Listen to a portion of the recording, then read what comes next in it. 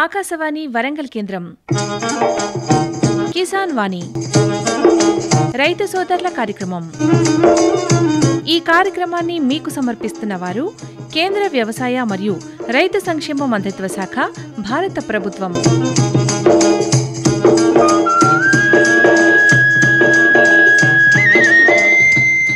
ఈనాటి కిసాన్ వాణి రైతు సోదరుల కార్యక్రమంలో ఎరువుల నియంత్రణ ప్రయోగశాల ముఖ్య ఉద్దేశము, రైతులకు ప్రయోజనాలు, ఈ అంశం గురించి వరంగల్ ఎరువుల నియంత్రణ ప్రయోగశాల వ్యవసాయ అధికారి కొత్త శ్రీప్రియ గారితో పరిచయ కార్యక్రమం వింటారు. అనంతరం వరి నారుమడిలో యాజమాన్య పద్ధతులు, ఈ అంశం గురించి వరంగల్ ప్రాంతీయ వ్యవసాయ పరిశోధన స్థానం శాస్త్రవేత్త డాక్టర్ ఆర్ శ్రవణ్ కుమార్ గారితో పరిచయ కార్యక్రమం వింటారు. శ్రోతలు ఇప్పుడు కొన్ని ప్రకటనలు వింటారు. సర్వోత్తమ రైతు పురస్కారం లభించింది హరికి. హరి, మీ విజయ రహస్యం ఏమిటో చెప్పండి. రైతు మిత్రులారా, మీరు కూడా మీ పొలాల్లో అధిక పంటను పండించగలరు. అదెలా? ఎప్పుడు ఏ సమస్య వచ్చినా వెంటనే కలపండి ఈ నెంబరు 1800-180-1551. ఇది ఎవరి నంబర్ బాబు? కిసాన్ కాల్ సెంటర్ది. అక్కడ విశేషజ్ఞులు మీ పొలం సమస్యలకు వెంటనే పరిష్కారం చెప్తారు. అదేంటయ్యా, విశేషజ్ఞులు అన్ని సమయాల్లోనూ దొరుకుతారా? తప్పకుండా దొరుకుతారు. ఏడాదిలో 365 రోజులును, అది కూడా ఉదయం 6 గంటల నుంచి రాత్రి 10 గంటల దాకా. మరైతే ఎక్కువసేపు మాట్లాడితే డబ్బు చాలా అవుతుందిగా. ఖర్చు లేనే లేదు. మొబైల్ పై గానీ ఇతర ఫోన్ తో కానీ కిసాన్ కాల్ సెంటర్ కి ఉచితంగా కాల్ చేయవచ్చు. సలహాకి కూడా ఖర్చు ఉండదు. నిజంగా? 16 అణాల నిజం. రైతు సోదరులారా, పంట సమస్యల గురించి మీ భాషలో వెంటనే సమాధానం కోసం పూర్తి భారతదేశంలో ఏ ఫోన్ నుంచి అయినా జాతీయ హెల్ప్ లైన్ నంబర్ 1800-180-1551తో ఉచితంగా సంప్రదించండి. రైతు మిత్రుడు కిసాన్ కాల్ సెంటర్. ఇప్పుడు వినండి, ఎరువుల నియంత్రణ ప్రయోగశాల ముఖ్య ఉద్దేశం, రైతులకు ప్రయోజనాలు, ఈ అంశం గురించి వరంగల్ ఎరువుల నియంత్రణ ప్రయోగశాల వ్యవసాయ అధికారి కొత్త శ్రీప్రియ గారితో పరిచయ కార్యక్రమం. పరిచయకర్త అర్షం సదానందం గారు. ఎరువుల పరీక్షా కేంద్రం యొక్క ముఖ్య ఉద్దేశంపై FCO lab Warangal agriculture officer Shrimati Kotha Sripriya గారు మన ఆకాశవాణి స్టూడియోలో ఉన్నారు. వారి యొక్క విలువైన సలహాలు, సూచనలు అందించడానికి మన ముందుకు వచ్చారు. నమస్కారం అండి శ్రీప్రియ గారు. నమస్కారం అండి. శ్రీప్రియ గారు, ఇప్పుడు మన వరంగల్ జిల్లాలో ఉన్నటువంటి ఎఫ్సిఓ ల్యాబ్ అంటే ఏమిటి, అందులో మీ పాత్ర ఏంటో చెప్పండి మరి. ఓకే అండి, ఎఫ్సిఓ ల్యాబ్ అంటే ఫర్టిలైజర్ కంట్రోల్ ఆర్డర్ అండి. ఇది ముఖ్యంగా స్టేట్ ల్యాబ్స్ మన దగ్గర ఓన్లీ 2 అవైలబుల్ ఉన్నాయి. ఒకటి వచ్చేసి రాజేంద్ర నగర్లో ఉంది, హైదరాబాద్. ఇంకోటి వచ్చేసి మన దగ్గర వరంగల్లో ఉందండి. ఇది ముఖ్యంగా యాక్ ల్యాబ్ అనమాట. అంటే ఎరువులు నాణ్యత కరెక్ట్గా మెయింటైన్ చేయనప్పుడు, వాటిని ఫెయిల్ చేసేసి సబ్స్టాండర్డ్ అయినప్పుడు, నాన్ స్టాండర్డ్ అయినప్పుడు ఇక్కడి నుంచే మెయిన్గా అంటే నాణ్యమైన ఎరువులు మార్కెట్లోకి, రైతులకు అందుబాటులోకి తీసుకోవడానికి ముఖ్యంగా పనిచేసేది ఎఫ్సిఓ ల్యాబ్ అండి. సో అందులో మా పాత్ర అంటే మేము మెయిన్గా పరీక్షలు చేసేది వ్యవసాయ అధికారులే, అగ్రికల్చర్ ఆఫీసర్సే. సో ఇక్కడ చాలా క్రిటికల్ రోల్ అగ్రికల్చర్ ఆఫీసర్దే ఉంటుంది. నాణ్యమైన ఎరువులు రైతులకు అందించాలి అంటే ఎఫ్సిఓ ల్యాబే కీలకమైన పాత్ర పోషిస్తుంది. మీ ల్యాబ్లో ఎటువంటి పరీక్షలు నిర్వహిస్తారో చెప్పండి మరి. మా ల్యాబ్లో ముఖ్యంగా ఎరువులకు సంబంధించిన పరీక్షలు జరుగుతాయండి. ముఖ్యంగా ఇన్ఆర్గానిక్ ఫర్టిలైజర్స్ అంటే ఎరువులలో చాలా రకాలు ఉంటాయి. ఆర్గానిక్ ఉంటుంది, బయోస్ ఉంటాయి. అందులో ఇక్కడ మాత్రం వరంగల్ ల్యాబ్లో మెయిన్గా ఇన్ఆర్గానిక్ ఫర్టిలైజర్స్ అంటే యూరియా, డిఏపి, వివిధ రకాలైన కాంప్లెక్స్లు 20-20, 0-13, 14-35, 14 అంటే మిగతా కాంప్లెక్స్లు రైతులు ఏవైతే ఉపయోగిస్తారో వాటి నాణ్యత ప్రమాణికలు కరెక్ట్గా ఉన్నాయా లేవా అని ముఖ్యంగా ఇక్కడ పరిశీలించడం జరుగుతుంది. మీ ల్యాబ్లో ఎరువు నమూనాలు ఎవరు పంపిస్తారో చెప్పండి మరి. ముఖ్యంగా అండి, మాకు ల్యాబ్కి వచ్చే ఎరువు నమూనాలు అన్నది మనకు స్టేట్ గవర్నమెంట్ నుంచి టార్గెట్స్ అనేవి ఇస్తూ ఉంటారు. ప్రతి మండలానికి మనకు తెలిసినట్టు వ్యవసాయ అధికారికి టార్గెట్స్ ఇస్తూ ఉంటారు. అంటే ఒక్కొక్క మండల్లో ఒక్కొక్క రకంగా డీలర్ అవుట్లెట్స్ ఉంటూ ఉంటాయి. సో వాళ్ళ దగ్గర ఉన్న షాప్స్ అవైలబిలిటీని బట్టి, అక్కడున్న పాపులేషన్ బేస్ బట్టి టార్గెట్స్ ఇస్తూ ఉంటారు. సో వ్యవసాయ అధికారులు అక్కడి నుంచి శాంపిల్స్ తీసేసి అవి డైరెక్ట్ మాకు పంపించరు. మధ్యలో ఎఫ్సిసి అనేసి కోడింగ్ సెంటర్ ఉంటుంది, అది హైదరాబాద్లో ఉంటుంది, మలక్పేటలో. సో అక్కడికి వాళ్ళు పంపిస్తే అక్కడ వాళ్ళు పంపించిన ఇన్ఫర్మేషన్ డీకోడ్ అయ్యి అక్కడి నుంచి మళ్ళీ వివిధ ల్యాబ్స్, మొత్తం 3 ల్యాబ్స్ ఉన్నాయి కరీంనగర్లో, ప్లస్ రాజేంద్ర నగర్ అండ్ ఇక్కడ వరంగల్. ఈ ల్యాబ్స్కి వాళ్ళు శాంపిల్స్ పంపించడం జరుగుతుంది. మేడం గారు, అలా పంపించినటువంటి నమూనాలు పైన సంబంధిత కంపెనీల వివరాలు ఏమైనా ఉంటాయా ఉండవో చెప్పండి మరి. ఎరువుల కంపెనీ వివరాలు మాకు వచ్చేటప్పుడు మొత్తం మీకు ముందు చెప్పినట్టు డీకోడ్ అయ్యి వస్తాయి కాబట్టి ఆ వివరాలు ఏమి ఉండవు. బట్ ఆ వివరాలు ఎప్పుడు వస్తాయంటే ఎప్పుడైతే ఆ ఎరువులు ఫెయిల్ అయ్యాయంటే నాన్ స్టాండర్డ్ చేసి పంపిస్తాము. అప్పుడు నాన్ స్టాండర్డ్ చేసినప్పుడు మళ్ళీ ఎఫ్సిసి దగ్గర నుంచి ఒక రిజల్ట్ కాపీ మాకు వస్తుంది. వస్తున్నప్పుడు అది పర్టికులర్గా ఆ శాంపిల్ ఏ వ్యవసాయ అధికారి తీశాడు, ఏ మండలి నుంచి, ఏ జిల్లా నుంచి వచ్చింది, ఏ కంపెనీ ఎరువు తీశారో అప్పుడు మాత్రమే తెలుస్తుంది. అంతవరకు అది మొత్తం కూడా సీక్రెసీ ఉంటుంది. మీ ల్యాబ్లో పనిచేయడానికి ఏమైనా ప్రత్యేక అర్హతలు ఉండాలా?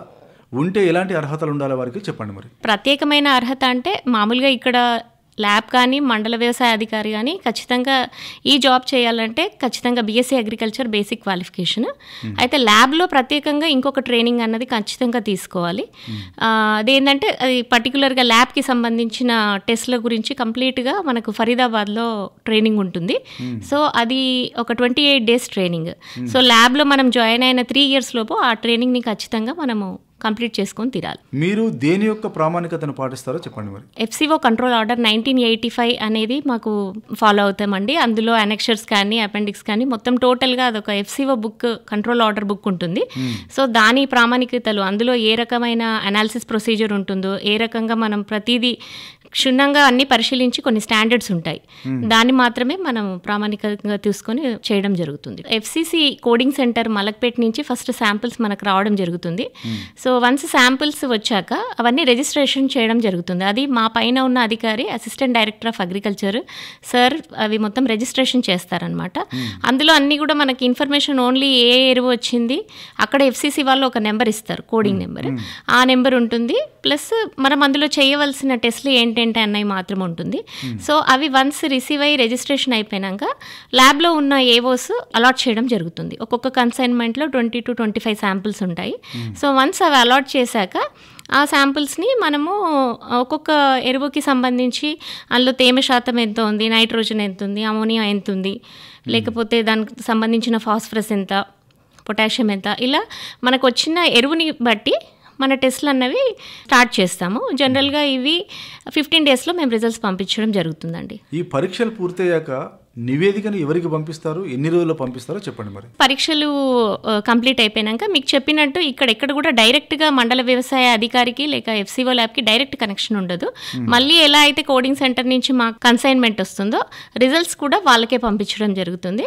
సో ఇది 15 days లోపల వాళ్ళకి పంపిస్తే వాళ్ళు ఎఫ్సిసి కోడింగ్ దగ్గర నుంచి మళ్ళీ వాళ్ళు మండల వ్యవసాయ అధికారికి పంపించడం జరుగుతుంది. ఈ ల్యాబ్లో ఎటువంటి పోషకాల నాణ్యతను పరీక్షిస్తారో చెప్పండి మరి. మన దగ్గర ఇన్ఆర్గానిక్ ఫర్టిలైజర్స్ మాత్రమే చేస్తాం ఇక్కడ. అంటే ఒక్కొక్క ఫర్టిలైజర్కి ఒక్కొక్క పారామీటర్ ఉంటుందండి. అంటే మనం యూరియా తీసుకుంటే అందులో ఓన్లీ మనకు మాయిశ్చర్ మాత్రం, టోటల్ నైట్రోజన్ ఉంటుంది. అలానే డిఏపి తీసుకున్నప్పుడు ఇంకొన్ని పారామీటర్స్ పెరుగుతూ ఉంటాయి అన్నమాట. ఓన్లీ నైట్రోజన్ ఉన్న దానిలో తక్కువ పారామీటర్స్ ఉంటాయి, ఎన్పి కాంప్లెక్సెస్లో ఎక్కువ ఉంటాయి. సో వివిధ రకాలైన పారామీటర్స్ ఉంటాయండి. పార్టికల్ సైజ్ అంటే వాటి కరెక్ట్ గుళికలు కరెక్ట్ సైజ్ మెయింటైన్ చేస్తున్నా లేదా, మాయిశ్చర్ కరెక్ట్ ఉందా లేదా, ఇవన్నీ ఒక 5 to 6 పారామీటర్స్ ఉంటాయి. అంటే దాని కాంపోజిషన్ పెరిగే కొద్దీ దాని పారామీటర్స్ పెరుగుతుంటాయి. సో అవన్నీ కూడా చేయడం జరుగుతుంది. అలాంగ్ విత్ ఇవి కాకుండా సూక్ష్మ పోషకాలు అంటే మైక్రోన్యూట్రియంట్స్ అవి కూడా టెస్ట్ చేయడం జరుగుతుంది. అంటే జింక్ 33%, 21%, 12% ఇలా వివిధ రకాలైన మైక్రోన్యూట్రియంట్స్ ఉంటాయి. అలానే ఫార్ములేషన్స్ అంటారు, అంటే మిక్చర్స్ ఉంటాయి. ఒకటే మైక్రోన్యూట్రియంట్ కాకుండా కాంపోజిషన్ ఉంటుంది. ఐరన్, జింక్, అట్లా మాలిబ్డినమ్ ఇట్లాంటి కాంపోజిషన్ ఉంటాయి. అవి కూడా మన దగ్గర ఏఎస్ అనే పరికరం ఉంటుంది, ఆటోమిక్ అబ్జర్వేషన్ స్పెక్ట్రోఫోటోమీటర్. అందులో మనము అవి కూడా టెస్ట్ చేయడం జరుగుతుంది. ఈ ఎరువుల నాణ్యత ప్రమాణాలకు అనుగుణంగా లేకపోతే సంబంధిత తయారీదారులపై తీసుకునే చర్యలు ఏంటో చెప్పండి మరి. సో వన్స్ ఇక్కడ మనకు నాన్ స్టాండర్డ్ ఏదైతే అవుతుందో ఆ రిజల్ట్స్ మండల వ్యవసాయ అధికారికి పోయినప్పుడు ఏ పారామీటర్లో పోయిందో ఫస్ట్ వాళ్ళు చెక్ చేసుకుంటారు. అంటే అది మాయిశ్చర్ పోయిందా, లేకపోతే మేజర్ న్యూట్రియంట్ కంటెంట్ పోయిందా, దాన్ని బట్టేసి వాళ్ళు ఫర్దర్ లీగల్ యాక్షన్స్కి వాళ్ళు ప్రొసీడింగ్స్ త్రూ జ్యుడిషియరీ సిస్టమ్ వెళ్తారండి. సో అక్కడున్న దాన్ని బట్టి చివరిగా ఏంటంటే అవన్నీ కోర్టులో నిర్ణయించడం జరుగుతుంది. ఈ రైతులు నేరుగా మీ ల్యాబ్లో ఎరువుల పరీక్షకై నమూనాలు తీసుకొని రావచ్చా, లేదంటే ఎవరి ద్వారా రావచ్చో చెప్పండి మరి. ఇక్కడ రైతులు డైరెక్ట్గా వచ్చేసి ఎరువుల నమూనాలు మన ల్యాబ్లో డైరెక్ట్ అయితే మేము తీసుకోమండి. ఎందుకంటే ఇదంతా కూడా ప్రొసీజర్ మనకు వయా స్టేట్ గవర్నమెంట్ నుంచి వస్తుంది కాబట్టి అది మండల వ్యవసాయ అధికారి నుంచే రావాలి. ఒకవేళ రైతులు వాళ్ళు తీసుకున్న డీలర్ దగ్గర వాళ్ళకి ఏదైనా అనుమానం ఉన్నట్టయితే, పలానా ఒక యూరియానో డిఏపియో తీసుకున్నారు, వాళ్ళకి ఎందుకో దాని మీద నాణ్యత గురించి ఏమైనా అనుమానం ఉంటే డెఫినెట్గా వాళ్ళు వాళ్ళ మండల వ్యవసాయ అధికారి దగ్గరికి వెళ్ళి ఫిర్యాదు చేయొచ్చు. అక్కడి నుంచి ఆ పర్టికులర్ సంబంధించిన శాంపుల్ని త్రూ కరెక్ట్ ప్రొసీజర్ మండల వ్యవసాయ అధికారి నుంచి ఇచ్చినప్పుడు మాత్రమే మేము మా ఫార్మాట్లో వాళ్ళకి రిజల్ట్స్ పంపించడం జరుగుతుంది. రైతులకు మీ ఎఫ్సిఓ ల్యాబ్ వల్ల కలిగే ప్రయోజనాలు మరియు లాభాల గురించి చెప్పండి మరి. ఇంతకుముందు మీకు చెప్పినట్టు ఎఫ్సిఓ ల్యాబ్ లాభాలు అని అంటే చాలామందికి రైతులకు అసలు అంటే బయట పైన ఏం జరుగుతుంది నాణ్యత అని అన్నది అంత అవగాహన ఉండదండి. సో ఇది చాలా బెస్ట్ ప్రోగ్రామ్. మీరు ఈ పర్టికులర్ టాపిక్ చాలామందికి ఐడియా ఉండదు. ప్రయోజనాలు అంటే డైరెక్ట్గా మేము రైతులకు డైరెక్ట్ కనెక్షన్గా లేకపోయినప్పటికీ సో మన మార్కెట్లో కొత్త కొత్త ఎరువులు ప్రతిసారి వస్తూ ఉంటాయి. కొన్ని మిక్స్చర్స్ వస్తూ ఉంటాయి. మిక్స్చర్స్ అంటే అవి కరెక్ట్గా లీగల్ ఆథరైజ్డ్ కూడా ఉండవు. కొన్ని ఏంటంటే ఫిజికల్ మిక్స్చర్స్ ఉంటాయి. సో ఒక 2-3 రకాలైపోయిన ఎన్పీకే కంటెంట్స్ వాళ్ళు మిక్స్ చేసుకుంటారు. సో అందులో రైతులు ఏంటంటే ఎక్కడ తక్కువ ధర వస్తే అక్కడికి వెళ్ళడం అని అన్నది కొద్దిగా కాస్ట్ ఎఫెక్టివిటీ చూసుకుంటారు కాబట్టి అలాంటివి తెలియకుండా వాళ్ళు వాడుతూ ఉంటారు. సో అలాంటి పరిస్థితులు వచ్చినప్పుడు పంటకి చాలా నష్టం జరుగుతూ ఉంటుంది. అంటే కరెక్ట్గా మెయింటైన్ చేయనప్పుడు ఏమైపోతుంది, మనం అంత స్ట్రాంగ్ కెమికల్ వాడినప్పుడు స్కార్చింగ్ ఎఫెక్ట్ వస్తుందండి లీవ్స్. ఒక్కొక్కసారి క్రాప్ చనిపోయే అవకాశం కూడా ఉంటుంది. సో బేసిక్ ఈ అవగాహన అన్నది రైతులకు ఖచ్చితంగా రావాలన్నమాట. సో మనం ఏదంటే ఏది పడితే అది మార్కెట్లో రికగ్నైజ్డ్ లేని వాటిని కొనుక్కోవద్దు. అండ్ ముఖ్యంగా ఏంటంటే ఎరువులు కూడా ఎలా అంటే మోతాదుకు మించి వాడడం అన్నది చాలా సర్వసాధారణం అయిపోయింది ఈ మధ్యలో. సో మనం చెప్తా ఉంటారు శాస్త్రవేత్తలు కూడా, మీరు ఇప్పుడు చూస్తే రైతు నేస్తమని చాలా ప్రోగ్రామ్స్ వచ్చాయి. ప్రతి మంగళవారం మీకు తెలిసినట్టు రైతు వేదికలలో కూడా చాలా ఫోకస్ చేస్తున్నారు.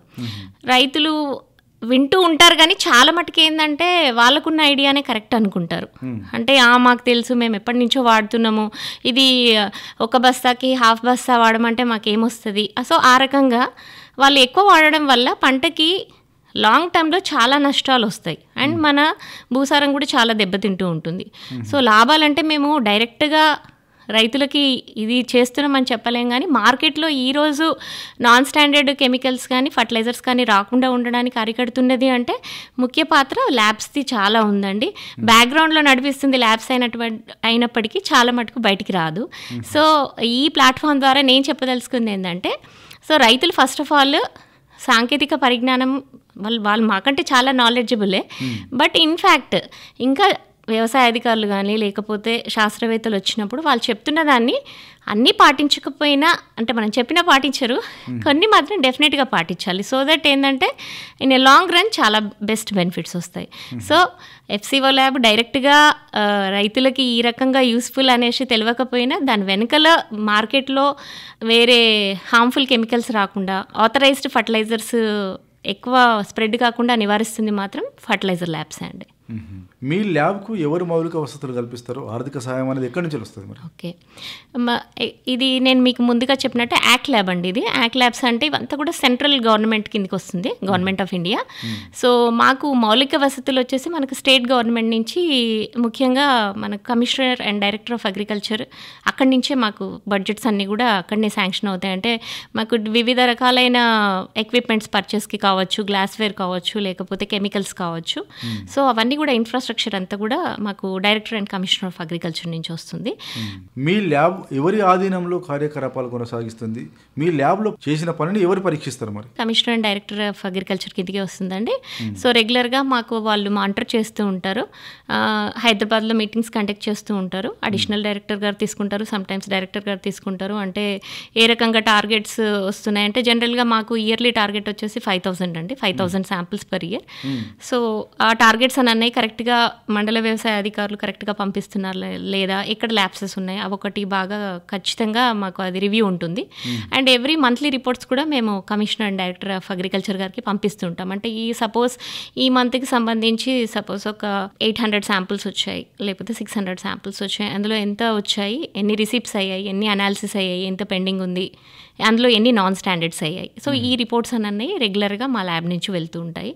అండ్ ఇక్కడ లోకల్గా పర్యవేక్షించడానికైతే మాకు ఇప్పుడు మా పైన ఉన్న అధికారి అయితే అసిస్టెంట్ డైరెక్టర్ ఆఫ్ అగ్రికల్చర్ అండి. సార్ కూడా మాతో పాటుగా మాకు ఇచ్చిన శాంపిల్స్లో సార్ కూడా ఒక 25% ఆఫ్ శాంపిల్స్ క్రాస్ చెక్ చేస్తారు. ఇప్పుడు మాకు ఇచ్చింది మాదే రిజల్ట్స్ అని కాదు, మాకు తెలియకుండా సార్ కూడా కొన్ని శాంపిల్స్ చేసి చెక్ చేసి మేము కరెక్ట్ చేస్తున్నామా లేదన్నది క్రాస్ చెక్ చేసుకుంటారు. బై మంత్లీ కావచ్చు, లేకపోతే ఎప్పుడు కుదిరినా మా పైన అధికారి ఇక్కడ జిల్లాలో డిస్ట్రిక్ట్ అగ్రికల్చర్ ఆఫీసర్ అనురాధ గారు ఉన్నారు మేడం కూడా అప్పుడప్పుడు వచ్చేసి విజిట్ చేస్తూ ఉంటారు, టెస్ట్ చేస్తూ ఉంటారు కెమికల్స్ ఎలా చేస్తున్నాం ఇక్కడ అన్నది. సో ప్రతిదీ కూడా ఇందులో ఎఫ్సిఓ ల్యాబ్ అంటే మెయిన్గా క్వాలిటీకి సంబంధించింది కాబట్టి మనం చేసే స్టాండర్డ్స్ కానీ ఇవి కానీ చాలా కేర్ఫుల్గా చేయాలండి. సో అవన్నీ కూడా వీళ్ళు రెగ్యులర్గా మానిటరింగ్ ఉంటుంది పైన ఏడిఏ గారి నుంచి డిఏఓ గారి నుంచి పైన డైరెక్టర్ వరకు కూడా. సో ఇదంతా 3 phase మానిటరింగ్ ఉంటుంది. అసలు ఈ ఎఫ్సిఓ ల్యాబ్ అంటే ఏమిటి? ఈ ల్యాబ్ ద్వారా రైతులకు కానీ మిగతా వారికి ఎలాంటి లాభాలు జరుగుతాయో చెప్పండి. ముందుగా చెప్పినట్టు ఎఫ్సిఓ ల్యాబ్ అంటే ఫర్టిలైజర్ కంట్రోల్ ఆర్డర్ ల్యాబ్ అని చెప్పాను కదా. సో మెయిన్గా కంట్రోల్ చేయడమే. ఇక్కడ మనకు ముఖ్యంగా నాణ్యమైన ఎరువులు అన్నవి మార్కెట్లోకి రావాలి అని అంటే ఏవైతే నాణ్యంగా లేవో అవి ఖచ్చితంగా టెస్ట్ చేయాలి. కాబట్టి ఇక్కడ ముఖ్యంగా కూడా ప్రతిదీ పారామీటర్ క్షుణ్ణంగా అన్ని లెవెల్ ఆఫ్ టెస్ట్లు జరుగుతాయి. సో ఇక్కడ మెయిన్ క్వాలిటీ అంతా కూడా ఇక్కడ మేము కంప్లీట్గా చేసినాకనే ఏదైతే నాన్ స్టాండర్డ్ ఉంటుందో అది మేము ఖచ్చితంగా రిలీజ్ చేస్తాం. కాబట్టి మార్కెట్లో నాణ్యత లేని ఎరువులు అన్నవి దాదాపుగా అరికట్టడానికి ఎఫ్సిఓ ల్యాబ్ కీలకమైన పాత్ర పోషిస్తుందండి. ఒకవేళ నిజంగా ఇప్పుడు అంటూ ఉంటారు అంటే ఇది బాగాలేదు, అది బాగాలేదు, లేకపోతే ఇది నాణ్యంగా లేదు అంటే వాళ్ళు ఈ ఐడియా నాలెడ్జ్ని పట్టేసి వాళ్ళకి ఏమైనా అనుమానాలు ఉంటే ఎలాంటి ఫర్టిలైజర్ మీద అయినా సంబంధిత వ్యవసాయ అధికారికి వాళ్ళు ఫిర్యాదు చేసి వాళ్ళకున్న అనుమానాలను నివృత్తి చేసుకోవాలంటే డెఫినెట్గా కాకపోతే ఇన్ ఏ ప్రాపర్ ప్రొసీజర్ వాళ్ళు పంపించడం, అక్కడి నుంచి ఏ డీలర్ మీదైనా అనుమానం ఉన్నా, వాళ్ళు నాణ్యమైనది సప్లై చేయట్లేదని వాళ్ళకి అనుమానం ఉన్నా వాళ్ళు వ్యవసాయ అధికారికి వాళ్ళు ఫిర్యాదు చేసినట్టయితే ఆ పర్టికులర్ శాంపిల్స్ వాళ్ళు కోడింగ్ సెంటర్కి పంపిస్తే అక్కడి నుంచి మాకు వస్తాయి. కాబట్టి అలాంటి అనుమానాలను నివృత్తి చేసుకోవాలంటే కూడా ఎఫ్సిఓ ల్యాబ్ అవైలబుల్గా ఉందండి. సో ఈ రకంగా రైతులకు చాలా రకంగా యూస్ అవుతుంది. Thank you. చాలా బాగుందండి శ్రీప్రియ గారు. మీదైన విలువైన సమయాన్ని ఆల్ ఇండియా రేడియో కేటాయించి చాలా చక్కని విషయాలు రైతులకు కావలసినటువంటి సలహాలు అందించారు. మీ సలహాలు సూచనలు జిల్లా రైతులు పాటిస్తారని కోరుకుంటూ ధన్యవాదాలండి. నమస్కారం. థ్యాంక్ యూ అండి. Thank you so much. నమస్తే. ఇంతవరకు శ్రోతలు ఎరువుల నియంత్రణ ప్రయోగశాల ముఖ్య ఉద్దేశం, రైతులకు ప్రయోజనాలు ఈ అంశం గురించి వరంగల్ ఎరువుల నియంత్రణ ప్రయోగశాల వ్యవసాయ అధికారి కొత్త శ్రీప్రియ గారితో పరిచయ కార్యక్రమం విన్నారు. పరిచయకర్త అర్షం సదానందం గారు. శ్రోతలు ఇప్పుడు కొన్ని ప్రకటనలు వింటారు. ప్రధానమంత్రి కిసాన్ సమ్మాన్ నిధి ఈ పథకం కింద 2 హెక్టార్ల వరకు పొలం కలిగిన రైతుల కుటుంబాలకు ఏడాదికి 6,000 రూపాయలు చెల్లించడం జరుగుతుంది. అది అర్హత గల రైతులకు 2,000 రూపాయల చొప్పున 3 వాయిదాల్లో నేరుగా వారి ఖాతాల్లో జమ చేయబడుతుంది. ఈ సన్న చిన్నకారు రైతుల కుటుంబాలను రాష్ట్ర ప్రభుత్వాలు ఎంపిక చేస్తున్నాయి. ఈ పథకం యొక్క పూర్తి ఖర్చును భారత ప్రభుత్వం భరిస్తోంది. ప్రధానమంత్రి కిసాన్ సమ్మాన్ నిధి రైతుల వ్యవసాయానికి సరికొత్త గౌరవం. వ్యవసాయ మరియు రైతు సంక్షేమ మంత్రిత్వ శాఖ భారత ప్రభుత్వం ద్వారా జనహితార్థం జారీ. కిసాన్ వాణి రైతు సోదరుల కార్యక్రమంలో ఇప్పుడు వినండి వరి నారుమడిలో యాజమాన్య పద్ధతులు ఈ అంశం గురించి వరంగల్ ప్రాంతీయ వ్యవసాయ పరిశోధన స్థానం శాస్త్రవేత్త డాక్టర్ ఆర్ శ్రవణ్ కుమార్ గారితో పరిచయ కార్యక్రమం. పరిచయకర్త అర్షం సదానందం గారు. ఆకాశవాణి వరంగల్ కేంద్రం ఈరోజు ఆర్ఏఆర్ఎస్ వరంగల్ వరిలో కీటక శాస్త్రవేత్త డాక్టర్ ఆర్ శ్రవణ్ కుమార్ గారు మన ఆకాశవాణి స్టూడియోలో ఉన్నారు. రైతులకు మంచి సలహాలు సూచనలు అందించడానికి మన దగ్గరికి వచ్చారండి. నమస్కారం అండి శ్రవణ్ కుమార్ గారు. నమస్తే సార్. వానాకాలం వరిలో ముఖ్యమైన సమస్యలు యాజమాన్య పద్ధతులు అనే అంశం మీద మీదొక సలహాలు సూచనలు చెప్పండి సార్. నారుమడి దశ నుంచే యాజమాన్య చర్యలు చేపట్టాలి. నారుమడిలో ఈ కార్బోఫ్యూరన్ అనే గుళికలు ఎకరానికి సరిపోయే నారుమడిలో ఒక 800 గ్రాములు చల్లుకోవాలి. అట్లాగే మనకి పిలక దశలో మనము ఎప్పుడైతే మోవు చనిపోతుందో అప్పుడు మనము మళ్ళీ కార్బోఫ్యూరన్ 3G గుళికలు 3CG గుళికలు ఎకరానికి 10 కిలోలు కానీ, లేదంటే కార్టఫైడోక్లోరైడ్ అనే గుళికలు దొరుకుతాయి, అవి కూడా ఎకరానికి 8 కిలోలు కానీ, క్లోరాంటర్ నీల్ప్రో అనే గుళికలు ఎకరానికి 4 కిలోలు కానీ చల్లుకోవచ్చు. అట్లాగే మనకి ఇంకా ఉధృతి ఉన్నది అనిపిస్తే అప్పుడు కార్టఫైడోక్లోరైడ్ మందు దొరుకుతుంది, అది 2 గ్రాముల లీటర్ నీటికి కానీ, ఏసిఫెట్ అయిన మందు 1.5 గ్రాముల లీటర్ నీటికి కలిపి పిచికారీ చేసుకోవాలి. చిరుపొట్టు దశలో కూడా ఒకవేళ ఉధృతి కనిపించినట్లయితే, రెక్కల పురుగు గమనించినట్లయితే కార్టాప్ హైడ్రోక్లోరైడ్ మందు 2 గ్రాముల లీటర్ నీటికి, క్లోరంట్రాన్ నిలిప్రోల్ మందు 0.3 మిల్లీలీటర్ లీటర్ నీటికి కానీ, సైక్లోసిరా మన మందు 0.6 ml లేదన్నట్లయితే మనకు టెట్రానిలిప్రోల్ మందు 0.5 మిల్లీలీటర్ లీటర్ నీటికి కలిపి ఏదైనా ఒక మందు మాత్రమే, అన్ని చెప్పిన మందులని కాకుండా ఒక మందు ఒకవేళ మళ్ళీ అప్పుడు అనిపిస్తే మళ్ళీ మార్చి మనం మందులు అనేది పిచికా చేసుకోవాలి. అట్లా మనం చేసినట్లయితే ఈ యొక్క మొగిపురుగును కంట్రోల్ చేసుకోవచ్చు. కేవలం రసాయనిక మందుల మీద కాకుండా మనకి లింగాకర్షక బుట్టలు పెట్టుకోవాలి, ఎకరానికి 3 నుంచి 4. అట్లాగే మనకి జీవనియంత్రణ పద్ధతుల భాగంగా ట్రైకోగార్డ్స్ కూడా మనం పొలంలో అమర్చుకోవచ్చు. అట్లా మనం కొన్ని పద్ధతులు అవలంబించినట్లయితే ఈ యొక్క మొగిపురుగును మనం సమర్థవంతంగా అరికట్టవచ్చు. అట్లాగే అంతకుముందు మనకి పంట కోసేటప్పుడు భూమికి దగ్గరగా కోసుకోవాలి. పంట అవశేషాలు లేకుండా చూసుకున్నట్లయితే కూడా మనం మొగిపురుగు తర్వాత సీజన్లో ఎక్కువగా రాకుండా మనము పంటను కాపాడుకోవచ్చు. ఇంకా డాక్టర్ గారు ఎండాకు తెగులు యాజమాన్యం గురించి చెప్పండి. మరి ముఖ్యంగా ఈ మధ్య కాలంలో గత 4-5 సంవత్సరాల నుంచి వరిలో మనకి వానాకాలం సీజన్లో మనకి వర్షాలు ఎక్కువగా ఉండి తుఫాన్లు మనకి గాలితో కూడిన వర్షం ఉన్నప్పుడు ఎండాకు తెగులు అనేది మనం ఈ మధ్యలో గమనించడం జరుగుతున్నది. ముఖ్యంగా ఈ ఎండాకు తెగులుకి ఎలాంటి తట్టుకునే రకాలు అంటే సరైన తట్టుకునే రకాలు మనకి ఇంకా రూపొందించబడలేదు. ఒకటి ఇంప్రూవ్డ్ సామోషూర్ అనేది దొరుకుతుంది, అదొకటి మాత్రమే ఈ ఎండాకు తెగులు కొంత తట్టుకోవడం అనేది జరుగుతుంది. ముఖ్యంగా ఈ వానాకాలంలో ఈ వర్షాలు బాగా ఉన్నప్పుడు ఇది ఈ మధ్య కాలంలో రావడం అనేది జరుగుతుంది. ముఖ్యంగా దీంట్లో మనం చూసినట్లయితే నారుమడి దశలో ఆకు చివరి నుంచి క్రింది వరకు తడిసినట్లుగా ఉండి మనకి ఆకులన్నీ ఎండిపోతాయి. అట్లాగే దుబ్బు చేసే దశలో కూడా ఆకులపైన పసుపు రంగు మచ్చలు ఏర్పడతాయి. అట్లాగే ఆకు అంచు నుంచి సముద్రపు అలల వలె మనకు ఈ యొక్క చారలు అనేది కిందికి వ్యాపించడం అనేది జరుగుతుంది. మనకి ఎండాకు తెగులు వచ్చినప్పుడు ఏర్పడే లక్షణాలు ఈ దశలోనే మనము ఎర్లీ స్టేజ్లోనే 1-2 మొక్కల్లో ఉన్నప్పుడు మనం గమనించి మనం చర్యలు చేపట్టాలి. లేట్ చేసినట్లయితే ఈ ఎండాకు తెగులు వల్ల ఏమైందంటే ఒక్కోసారి పంట మొత్తం నష్టం అయ్యే అవకాశం ఉంటుంది. దాదాపు 80% వరకు కూడా మనకి ఒక్కసారి మనం పంట అంతా కూడా నష్టపోవాల్సి వస్తుంది.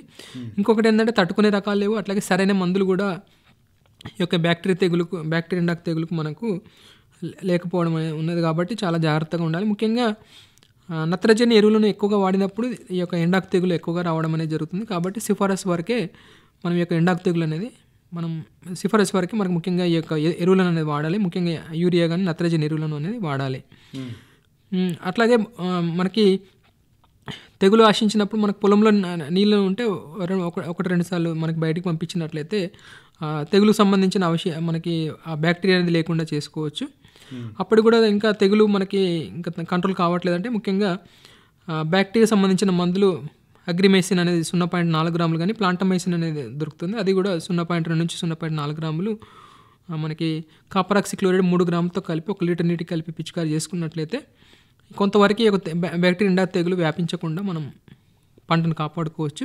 ముఖ్యంగా పిలక దశలో అయితేనే కాపర్ మందులు కలిపి వాడుకోవాలి. మనకి పూత దశలో అయితే కేవలం బ్యాక్టీరియా సంబంధించిన ప్లాంటమైసిన్ కానీ అగ్రిమైసిన్ కానీ ఈ యొక్క ఎండాకు తెగులు నివారించడానికి మనం వాడుకోవచ్చు. ఇంకా డాక్టర్ గారు ఆకుముడత యాజమాన్యం గురించి చెప్పండి. మరి మనకి ఈ ప్రధానమైన 3 పురుగులు అంటే మనకు ఉల్లికోడు కానీ మొగి పురుగు కానీ సుడిదొమ్మతో పాటు ఈ మధ్యకాలంలో కొన్ని చోట్ల మనకి వెడల్పాటి ఆకులున్న రకాలు సాగు చేసినప్పుడు నీడ ఉన్న ప్రాంతాల్లో ఎక్కువ విస్తీర్ణంలో మనకి సీజన్ తర్వాత సీజన్ వరిని సాగు చేసినప్పుడు ఈ మధ్యకాలం కొన్ని చోట్ల ఆకుముడత అనేది ఎక్కువగా రావడం అనేది గమనిస్తున్నాం. దీంట్లో ముఖ్యంగా ఆకులన్నీ కూడా ఈ యొక్క పురుగు అనేది ఆకుపచ్చగా సన్నగా ఉండే ఒక పురుగు మనకి ఆకు అంచుల్ని కలిపేసి లోపల పత్రహారితాన్ని తినడం అనేది జరుగుతుంది. మనకి పిలక దశలో దీనివల్ల మనకి పెద్దగా ఆకులు 1-2 ఆకులు అనేది నష్టపోవడం అనేది జరుగుతుంది ఒక్కొక్క మొక్కకి. కానీ పోటాకు దశలో ఇది ఆశించినట్లయితే పోటాకును ఇది ఆకుముడతగా చేసుకొని పోటాకులో ఉన్న ఆకుపచ్చని పదార్థం మొత్తం కూడా తినడం అనేది జరుగుతుంది. అప్పుడు ఏంటంటే మనకి గింజలు అనేది సరిగ్గా ఏర్పడవు కాబట్టి దిగుబడి అనేది నష్టపోవడం అనేది జరుగుతుంది. సో అప్పుడు మనకి చాలా ఎక్కువ నష్టం అనేది కలుగుతుంది. సాధారణంగా మనం చూసినట్లయితే ఆకుముడత అనేది ఒక మామూలు చిన్న పురుగు అంతే, ఒక మైనర్ పెస్ట్.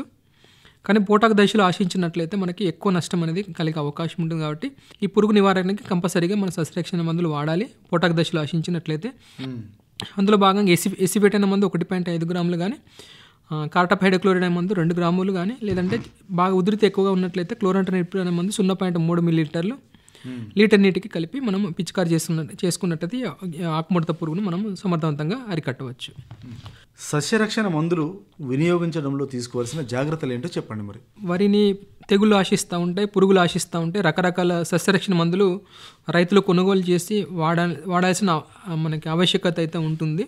ఈ సస్యరక్షణ మందులు వాడేటప్పుడు ఏంటంటే సరైన చర్యలు తీసుకున్నట్లయితే దానివల్ల చాలా ప్రమాదం జరిగే అవకాశం ఉంటుంది. కాబట్టి ముఖ్యంగా రైతు సోదరులు ఇంతకుముందు చెప్పినట్లుగా ఏంటంటే సమస్య ఏందో మనకు ముందు గుర్తించాలి. తెగుళ్ళ సమస్యనా, పురుగు సమస్యనా, లేనట్లయితే పోషక సమస్యలు, అట్లా దాన్ని బట్టి సాగులో అనుభవం ఉన్నట్లయితే ఆ అనుభవాన్ని ఉపయోగించి దాన్ని గుర్తించాలి. లేనట్లయితే తెలిసిన శాస్త్రవేత్తలు కానీ లేకపోతే అధికారులకు కానీ వాళ్ళని అడగడం అనేది చేయాలి. దాన్ని బట్టి సమస్యను గుర్తించి ఆ సమస్యకు సంబంధించిన ఆ సస్యరక్షణ మందు మనం కొనుగోలు చేయడానికి వెళ్ళాలి. షాప్కి వెళ్ళి అక్కడ షాప్లో కల్తీలే ముఖ్యంగా మనకి సర్టిఫైడ్ డీలర్, అధికృత డీలర్ దగ్గరే మనం ఈ యొక్క మందులు అనేది కొనుగోలు చేయాలి. కొనుగోలు చేసేటప్పుడు కూడా నాసి రకం మందులు కాకుండా ఒక మంచి బ్రాండ్ సంబంధించిన మందులనే కొనుగోలు అనేది చేయాలి. కొనుగోలు చేసేటప్పుడు ఏంటంటే దానికి అది ఆ మందు కరెక్ట్ మందు ఇస్తుందా లేదో, దాని మీద ఎక్స్పైర్ అయిందా, కరెక్ట్గా మనకు ఇంకా దాని టైం ఉందా, అవన్నీ కొన్ని చూసుకోవాలి. ఏదైతే డబ్బా కానీ కంటైనర్ కానీ ఉంటుందో అది లీక్ అవుతుందా, కరెక్ట్గా ఉందా లేదో చూసుకొని మనం అది తీసుకోవాలి. తీసుకునేటప్పుడు కంపల్సరీగా ఏదైతే మందు కొంటున్నామో దాని రసీదు అనేది తీసుకోవడం అనేది కంపల్సరీగా చేయాలి. వీటితో పాటు తీసుకెళ్లేటప్పుడు కూడా ముఖ్యంగా ఏదైతే కేవలం సమస్యకు సంబంధించిన మందు మాత్రమే తీసుకోవాలి. వేరే బయోమందులు కానీ ఇంకా వేరే ఇతరత్ర మందులు, సంబంధం లేని మందులు తీసుకున్నట్లయితే మనకు ఖర్చు పెరిగే అవకాశం ఉంటుంది. కాబట్టి అక్కడ కొన్ని జాగ్రత్తలు తీసుకోవడం అనేది చాలా ఇంపార్టెంట్. అట్లాగే తీసుకెళ్ళిన తర్వాత మనకి ఇంట్లో పెట్టేటప్పుడు కూడా చాలా జాగ్రత్తగా తాళం వేసి ఉన్న డబ్బాలు కానీ షెల్ఫ్లో కానీ ఎవరికి చిన్నపిల్లలకు కానీ మనకి ఇంట్లో పెంచుకునే పశువులకి అందుబాటులో లేకుండా జాగ్రత్తగా భద్రపరచుకోవాలి. అట్లాగే స్ప్రే చేసేటప్పుడు కూడా మనం వాడే స్ప్రేయర్లు సరిగ్గా పనిచేస్తున్నాయా లేవా, మంచిగా అంటే లీక్ కాకుండా ఉంటున్నాయా లేదంటే అది చూసుకొని సరైన స్ప్రేయర్నే మనము ఈ యొక్క స్ప్రేయింగ్ చేసేటప్పుడు మనం కంపల్సరీగా వాడాలి. లేనట్లయితే మనం వాడే స్ప్రే సరిగా లేకపోతే మందు అంతా వృధా అయిపోతుంది. మన మందు వాడేటప్పుడు మందు మన మీద పడే అవకాశం ఉంటుంది. కాబట్టి అట్లా మనం ఆ మందు సస్యరక్షణ మందులు మన మీద పడినట్లయితే మనకు కూడా చాలా ప్రభావం చూపిస్తాయి. కాబట్టి మనకు కూడా ఆరోగ్య సమస్యలు వస్తాయి. కాబట్టి సరైన స్ప్రేయర్ను మాత్రమే వాడాలి. అట్లాగే ఈ పురుగు మందులు కానీ తెగులు మందులు కానీ పిచికారి చేసేటప్పుడు గాలికి వ్యతిరేకంగా పిచికారి చేయకూడదు. వర్షం పడేటప్పుడు పురుగు మందులు కానీ తెగుల మందులు కానీ వాడకూడదు. వర్షం పడే అవకాశం ఉన్నప్పుడు కూడా మనకి ఈ తెగుల మందులు పురుగు మందులు వాడకపోవడం చాలా ఉత్తమం. ఎందుకంటే మనం స్ప్రే చేసిన తర్వాత వర్షం పడినట్లయితే ఆ మందంతా కూడా వృధా కొట్టుకొని పోతుంది. కాబట్టి అందుకని మనము స్ప్రే చేసేటప్పుడు చాలా జాగ్రత్త అనేది వహించాలి. ఈ సస్యరక్షణ మందులు మన ముఖ్యంగా తేనెటీగలు మనకి పరాగ సంపర్కంలో మనకి ఉపయోగపడే పురుగులు కానీ మిగతా ఇతర జీవులు తిరిగే ఆ సమయంలో వీటిని పిచికారి చేయకూడదు. ఈ యొక్క లింగాకర్ష బుట్టలు పెట్టినట్టయితే మనకి మొగి పురుగును కొంతవరకు మనము ఉధృతిని గమనించవచ్చు. అట్లాగే ఎక్కువ మనకి లింగాకర్షల బుట్టలు పెట్టినట్లయితే ఆ మొగి పురుగు సంఖ్య కూడా మనం తగ్గించే అవకాశం ఉంటుంది. అట్లాగే మనకి వానాకాలం వరిలో తెల్లకంకులు వచ్చే అవకాశం ఉంటుంది. కాబట్టి దాన్ని బట్టి మనం ముందే కొద్దిగా ఉధృతిని గమనించి మనం చర్యలు చేపట్టినట్లయితే కూడా తెల్లకంకులు ఏర్పడకుండా తెల్లకంకులు రాకుండా మనం పంటను కాపాడుకోవచ్చు. అట్లా మనకు కొన్ని మెలకువలు మనం పాటించినట్లయితే, సమగ్ర సస్యరక్షణ పద్ధతులు పాటించినట్లయితే వరిలో మంచి దిగుబడులు సాధించి మనం అధిక ఆదాయాన్ని పొందే అవకాశం ఉంటుంది. ఈ వానాకాలంలో వరిలో ముఖ్యమైన సమస్యలు, యాజమాన్య పద్ధతులపై చాలా చక్కగా విశ్లేషించారు. మీదైన సలహాలు, సూచనలు జిల్లా రైతులు పాటించి వరి పంటలో అధిక దిగుబడులు తీస్తారని కోరుకుంటూ ధన్యవాదాలండి. నమస్కారం. నమస్కారం. ఇంతవరకు శ్రోతలు వరి నారుమడిలో యాజమాన్య పద్ధతులు ఈ అంశం గురించి వరంగల్ ప్రాంతీయ వ్యవసాయ పరిశోధన స్థానం శాస్త్రవేత్త డాక్టర్ ఆర్ శ్రవణ్ కుమార్ గారితో పరిచయ కార్యక్రమం విన్నారు. పరిచయకర్త అర్షం సదానందం గారు. శ్రోతలు ఇప్పుడు కొన్ని ప్రకటనలు వింటారు.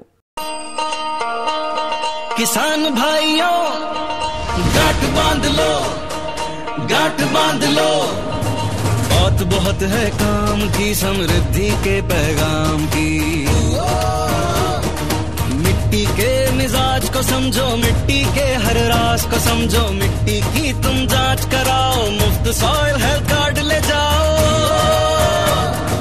कभी मुनासिब बीज लगाओ, सही किस्म की खाद ले आओ, जितनी जरूरी उतनी डालो, सही मात्रा खुद पहचानो, इसको अपना मंत्र बना लो, मिट्टी की सेहत तो जानो।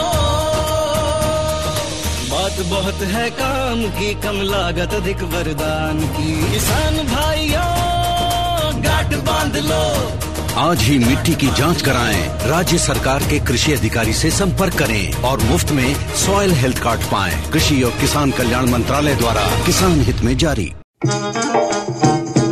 ఇంతటితో ఈనాటి కిసాన్ వాణి రైతు సోదరుల కార్యక్రమం సమాప్తం. ఈ కార్యక్రమాన్ని మీకు సమర్పించిన వారు కేంద్ర వ్యవసాయ మరియు రైతు సంక్షేమ మంత్రిత్వ శాఖ, భారత ప్రభుత్వం.